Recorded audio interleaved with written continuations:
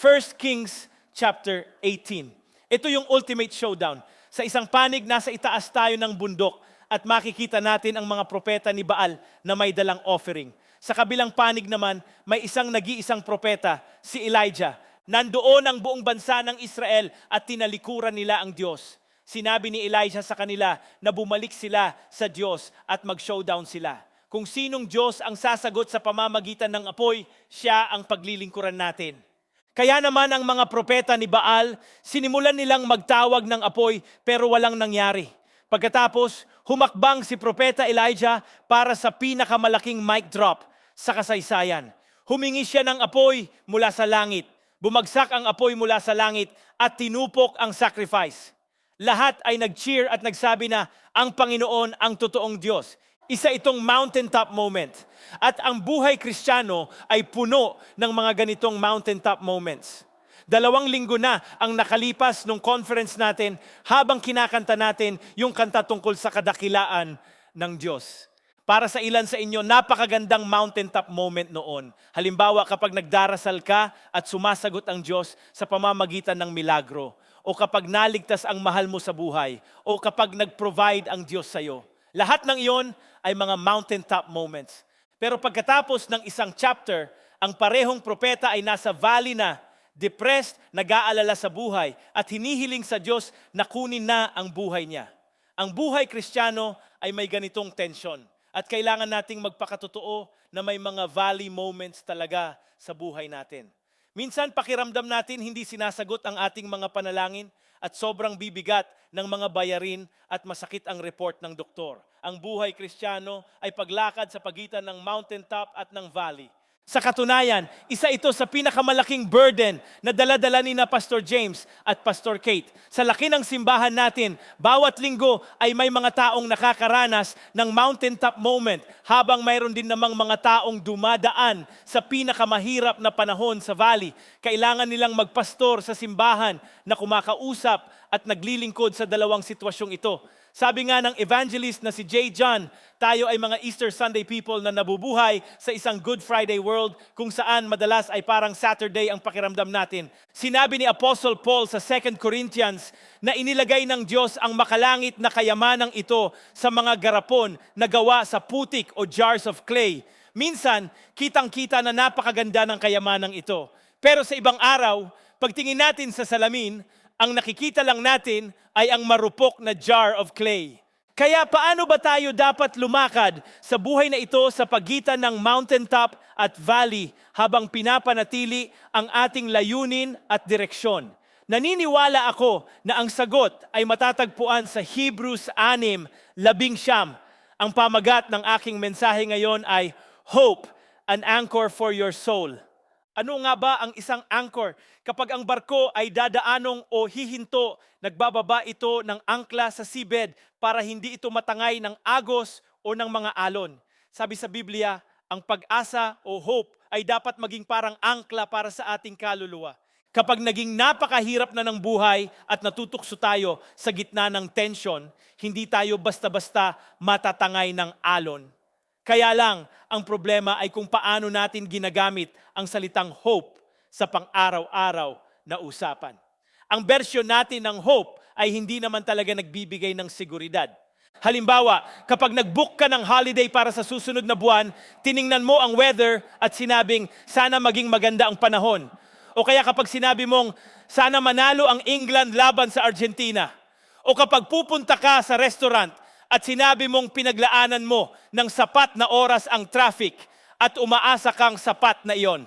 Ang ibig mong sabihin doon ay nagbabakasakali ka lang o gumagamit ng wishful thinking.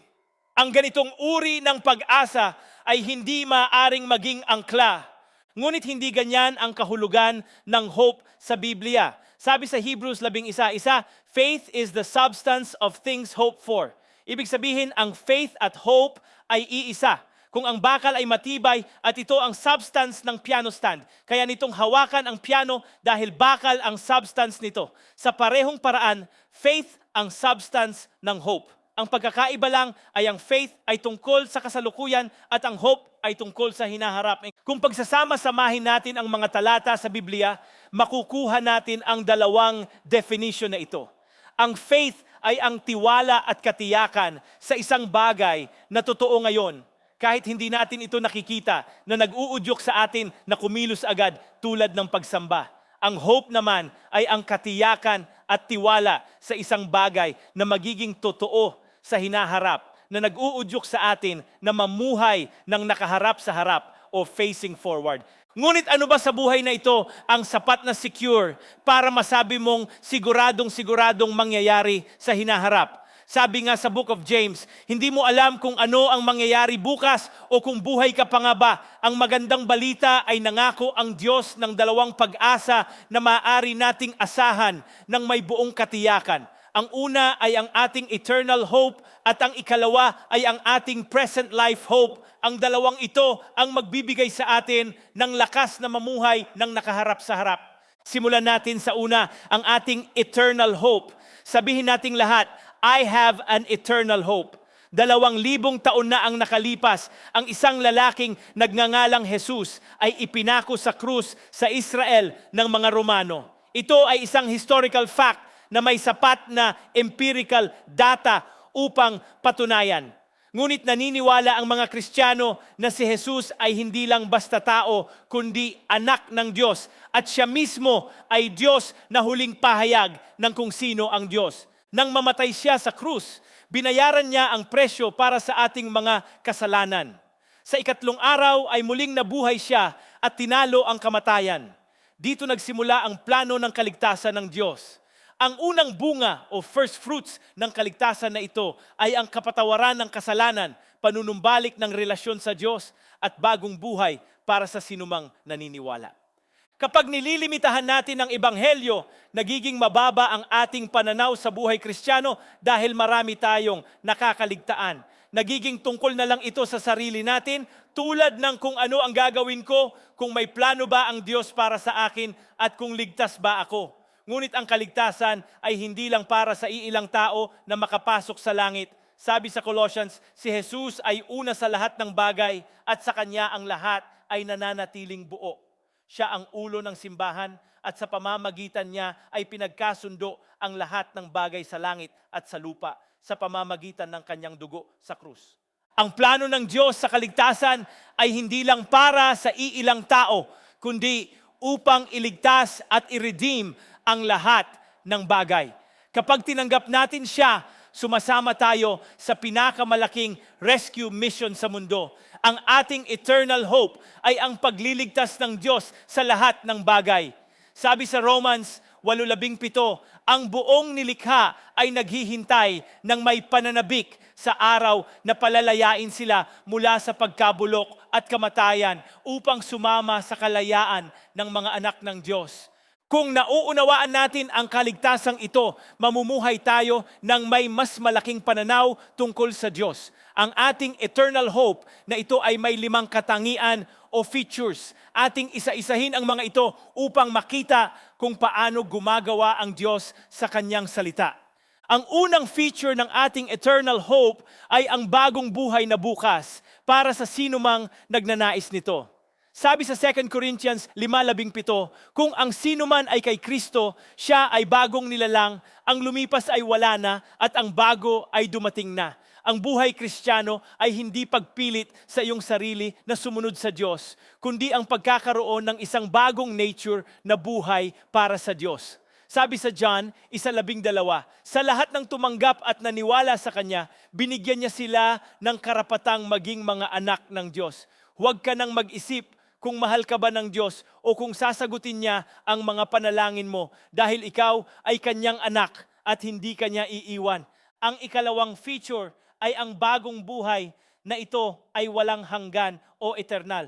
Sabi sa John 3:16, dahil sa pagmamahal ng Diyos sa mundo, ibinigay niya ang kanyang tanging anak upang ang sinumang sumampalataya sa kanya ay hindi mapahamak, kundi magkaroon ng buhay na walang hanggan.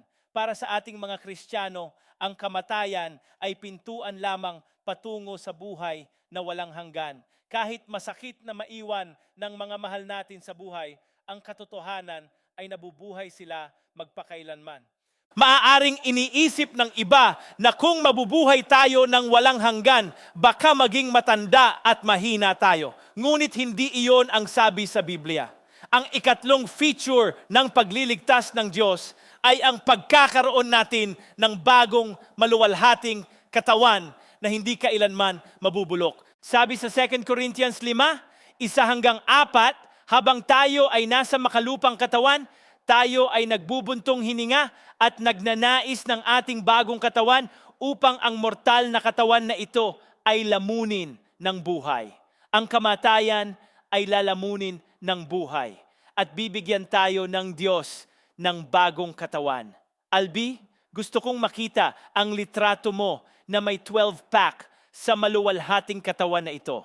Ang ikaapat na feature ay ang pagtanggap nating lahat ng isang mana o inheritance. Sabi sa Ephesians 1:14, nung sumampalataya kayo, tinatakan kayo ng ipinangakong Holy Spirit na siyang deposito at garantiya na tatanggapin ninyo ang inyong inheritance. Ang Holy Spirit sa loob mo ang iyong garantiya. Maraming Kristiyano ang natatakot na baka mawala ang kaligtasan nila, ngunit mas kailangan nating magtiwala sa kapangyarihan ng Holy Spirit na ingatan tayo. Ang deposito ay maliit na bahagi ng mas malaking bagay na darating. Halimbawa, kung bibili ka ng isang bagay sa tindahan dito sa Pilipinas, gagamit ka ng pesos bilang deposito. At kapag nagbayad ka ng buo sa huli, pesos din ang gagamitin mo. Nung nakaraang Build Graduation, maraming tao ang nabinyagan sa Holy Spirit at nagsalita sa ibang wika habang nararamdaman nila ang kapangyarihan ng Diyos.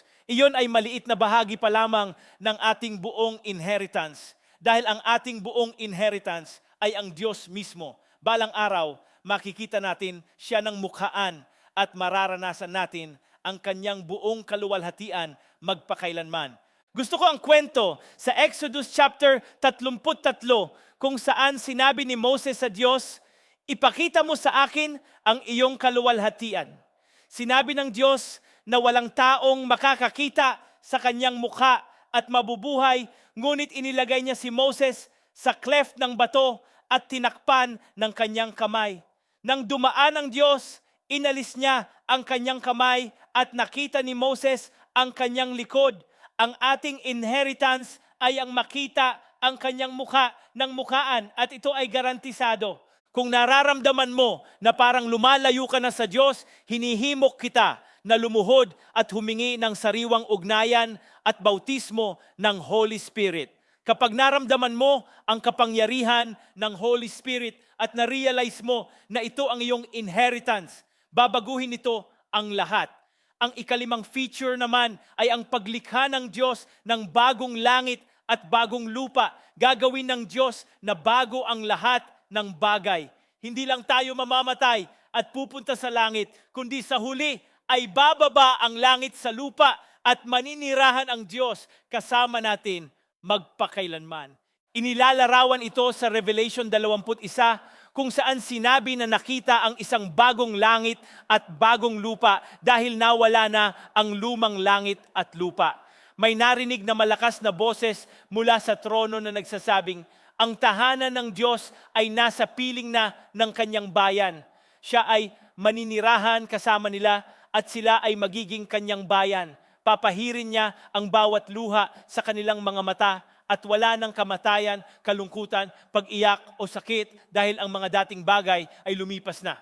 At wala akong nakitang templo sa lungsod dahil ang Panginoong Diyos na makapangyarihan sa lahat at ang kordero ang templo nito. Hindi na kailangan ng araw o buwan dahil ang kaluwalhatian ng Diyos ang nagbibigay liwanag dito. Ang mga bansa ay lalakad sa liwanag nito at ang mga pinto nito ay hindi kailanman isasara dahil walang gabi doon. Ang nakaupo sa trono ay nagsabi, ginagawa kong bago ang lahat ng bagay. Isulat mo ito dahil ang mga salitang ito ay mapagkakatiwalaan at totoo. Ito ang ating eternal hope na nagbibigay sa atin ng tiwala na mamuhay ng nakaharap sa harap o facing forward. Gaano mo kadalas iniisip ang iyong destinasyon? Ang ating imahinasyon ay isang napakalakas na bagay na ibinigay sa atin ng Diyos. Tayo lang ang nilalang na may imahinasyon at kayang gumawa ng paraan para mangyari ang ating iniisip. Minsan, Hindi alam ng ating katawan ang pagkakaiba ng imahinasyon sa realidad. Halimbawa, kapag nag-aalala ka, nagkakaroon ka ng stress at takot dahil iniisip ng katawan mo na totoo ang iyong inaalala. Kaya naman sinabi ni Jesus sa Matthew chapter 5 na kung ang isang lalaki ay tumingin sa isang babae ng may pagnanasa sa kanyang puso, parang nakagawa na rin siya ng adultery dahil naging totoo ito sa kanyang imahinasyon. Paano kung gamitin natin ang ating imahinasyon para sa mga bagay na nakalaan para dito? Sabi ni Paul, kung ano ang totoo, marangal, mapagkakatiwalaan, kapuri-puri at mabuti, doon ninyo ituon ang inyong pag-iisip. Walang mas hihigit pa sa salita at mga pangako ng Diyos at sa iyong eternal hope. Kapag ang pag-asang iyon ay nabuhay sa ating puso, magiging angkla ito para sa ating kaluluwa sa kabila ng mga pagsubok sa buhay. Gayunpaman, ang faith na walang gawa ay patay at ang hope na walang gawa ay patay din. Ang gawa ng hope ay ang pamumuhay ng nakaharap sa harap o facing forward. Kapag ginawa natin ito, nakikibahagi tayo sa pagliligtas ng Diyos sa mundo. Ito si Kristo sa loob mo, ang pag-asa ng kaluwalhatian. Sabi ni Jesus sa Matthew chapter 5, kayo ang liwanag ng sanlibutan. Ang isang lungsod sa ibabaw ng bundok ay hindi maitatago. Kaya naman, hayaan ninyong magningning ang inyong mabubuting gawa upang makita ng mga tao at purihin ang inyong Ama sa langit. Kapag ginawa natin ito, tatlong bagay ang nangyayari. Nagiging liwanag tayo, binabasag natin ang mga generational curse at nakikibahagi tayo sa spiritual warfare laban sa kaaway. Ang mundo ay walang pag-asa ngayon dahil lahat ng kanilang inaasahan ay gumuguho. Kaya kapag nakita nila na tayo ay matatag at namumuhay ng nakaharap sa harap, magiging liwanag tayo sa kanila at makikita nila na totoo ang Diyos. Ibig sabihin nito, sa tuwing gumagawa ka ng desisyon na lumakad ng may pag-asa, nakikibahagi ka sa plano ng Diyos.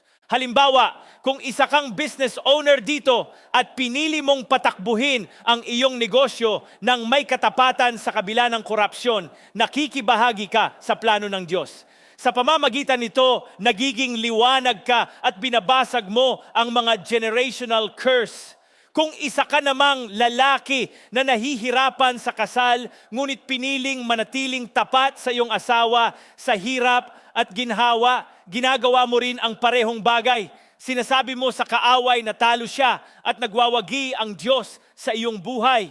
Kung ikaw lang ang Kristiyano sa iyong trabaho, o pamilya o kahit 2 tao lang ang pumupunta sa iyong connect group, sa tuwing humahakbang ka ng may pananampalataya, nagiging bahagi ka ng plano ng Diyos. Ang aking mga anak ay nabubuhay sa generational blessing dahil sa desisyon ng kanilang mga lolo at lola na lumakad ng may pag-asa. And kung ikaw ang unang Kristiyano sa iyong pamilya, kapag pinili mong lumakad ng nakaharap sa harap, magiging liwanag ka para sa kanila. Kahit sa trabaho, kung pinili mong pumasok sa tamang oras at ibigay ang iyong makakaya dahil nais mong maging bahagi ng plano ng Diyos, nagiging liwanag ka at binabasag mo ang mga generational curse. Ano kaya ang mangyayari kung bawat isa sa atin ay magpasya na lumakad ng nakaharap sa harap at maging bahagi ng plano ng Diyos sa lungsod na ito? Madalas nating ipanalangin ang revival sa Pilipinas. Pero bakit pa tayo maghihintay? Sabi sa Biblia, tatanggap kayo ng kapangyarihan kapag bumaba sa inyo ang Holy Spirit. Ang mga tanda ay susunod sa mga naniniwala sa Kanya. Sabi sa Isaiah chapter 6 na po, arise, shine, for your light has come, and the glory of the Lord has risen upon you. Kahit madilim sa labas, ang magandang balita ay mas lalong nagliliwanag ang iyong ilaw sa gitna ng kadiliman dahil ang kaluwalhatian ng Panginoon ay sumisikat sa iyo. Ngunit nais ko ring kilalanin na ang ilan sa inyo ngayon ay nasa gitna ng valley at nasasaktan. Ang unang tugon ng Diyos sa iyo ay ang lumuhod kasama mo at umiyak kasama mo dahil sabi sa Biblia, mapapalad ang mga nagdadalamhati dahil sila ay aaliwin. Nang magpakita ang Diyos kay Job, pinuri niya ito dahil naging tapat ito sa kanyang nararamdaman. Ang Diyos ang iyong safe space. Isa sa pinakamagandang pagsamba na magagawa mo ngayon ay ang maging tapat sa Diyos tungkol sa iyong nararamdaman. Sabi sa John 11:35, si Jesus ay umiyak. Pumunta siya sa nayon upang buhayin si Lazarus, ngunit nang makita niya ang pag-iyak ng mga tao, umiyak din siya sa halip na sabihing huwag silang umiyak. Mayroon tayong high priest na nakauunawa sa ating mga pinagdadaanan at umiiyak kasama natin. Kaya kung may kakilala kang Kristiyano na nasasaktan, huwag mo silang sabihan ng mga super spiritual na salita, kundi umiyak ka kasama nila. Kapag inialay mo ang iyong kalungkutan sa paanan ng krus, magkakaroon ng banal na palitan, kung saan bibigyan kanya ng kagandahan kapalit ng abo, lakas kapalit ng kahinaan, at aliw kapalit ng pagdadalamhati. Maaaring mangyari ito sa isang instant o kaya naman ay unti-unti araw-araw. Ngunit nangangako ang Diyos na ang pag-iyak ay maaaring tumagal sa gabi. Ngunit ang kagalakan ay dumarating sa umaga. Kapag lumabas ka sa valley na iyon, may dala ka ng natatanging anointing na hindi magagaya. Sa Old Testament, ang anointing ay kinakatawan ng olive oil na nakukuha sa pamamagitan ng pagpiga sa mga olibo. Maaaring dumaranas ka ng pagpiga at pagkabagbag ngayon, ngunit may anointing na isinisilang sa iyo ang Diyos. May isang pamilya na nasa ospital at habang sumasamba ang ina, ang mga nurse na hindi naniniwala ay nakaramdam ng presensya ng Diyos. Iyan ang uri ng anointing na nagmumula sa pagpiga. Hindi doon nagtatapos ang pag-asa dahil mayroon tayong present life hope. Sabi sa Romans 8:28, alam natin na sa lahat ng bagay ay gumagawa ang Diyos para sa ikabubuti ng mga nagmamahal sa Kanya at tinawag ayon sa Kanyang layunin.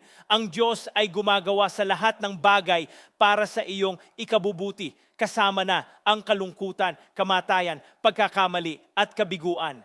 Ang problema natin ngayon ay masyado tayong nakatuon sa sariling comfort. Ngunit hindi sinabi sa talata na gumagawa ang Diyos para sa ating comfort, kundi para sa ating ikabubuti. Ano ba ang ibig sabihin ng good? Sabi sa Romans 8:17, kung makikibahagi tayo sa kanyang paghihirap, makikibahagi rin tayo sa kanyang kaluwalhatian. At sa verse 20, ang mga pinili niya ay itinalaga upang maging katulad ng kanyang anak. Ibig sabihin, hindi ka kailanman iiwan o pababayaan ni Jesus. Habang nakikipag-ugnayan ka sa Kanya, magiging katulad Kanya at gagamitin niya ito para sa Kanyang plano. Sa huli, kapag nilingon mo ang nakaraan, makikita mo kung paano niya ginawang mabuti ang lahat ng bagay. Ang theological term para dito ay providence. Hindi puppet master ang Diyos na basta na lang naglalagay ng sasakyan sa parking space para sa iyo habang ang iba ay walang mahanap. Hindi rin siya Diyos na pinababayaan lang tayo. Sabi sa Genesis 1:1, ang Espiritu ng Diyos ay lumilipad sa ibabaw ng lupa at nagdala ng kaayusan mula sa kaguluhan. Ang kamay ng providence ang gumagawa sa gitna ng mga pagkakamali at sitwasyon upang magbunga ng mabuti. Mayroon tayong magandang halimbawa nito sa ating senior pastor, si Pastor James. Nang siya ay 21 taong gulang pa lamang at naglilingkod bilang youth pastor, ang kanyang asawa ay biglaang namatay. Grieving siya noon. Habang sumasamba sa piano, naramdaman niya ang presensya ng Diyos at nakakita ng visyon ng isang creature sa sulok. Sinabi sa kanya ng Diyos na kung kakapit siya sa kanyang kalungkutan, magiging tulad siya ng nilalang na iyon. Kaya nanalangin siya na nais niyang maging katulad ng Diyos. At sa kamanghamanghang paraan, pinagaling siya ng Diyos. Ito ang dahilan kung bakit mayroon siyang natatanging anointing na pinakikinabangan nating lahat ngayon. Kung hindi namatay ang kanyang unang asawa, walang Pastor Kate. Hindi naman ibig sabihin na ginusto ng Diyos na mamatay ang una niyang asawa, ngunit ganun lang talaga kabuti ang Diyos. Kate without James is like Ben without Jerry, ulam without rice, fries without tomato sauce. At kung walang Pastor Kate, walang paglipat sa Pilipinas, walang Favor Church, at walang libu-libong buhay na nababago ngayon. Ganoon gumagawa ang Diyos sa huli, at iyan ang iyong present life hope. Maaring iniisip mo na para lang iyon kay Pastor James dahil senior pastor siya. Ngunit ang Biblia ay puno ng mga halimbawa nito tulad ng makikita sa Matthew chapter 1 verse 5 hanggang 6.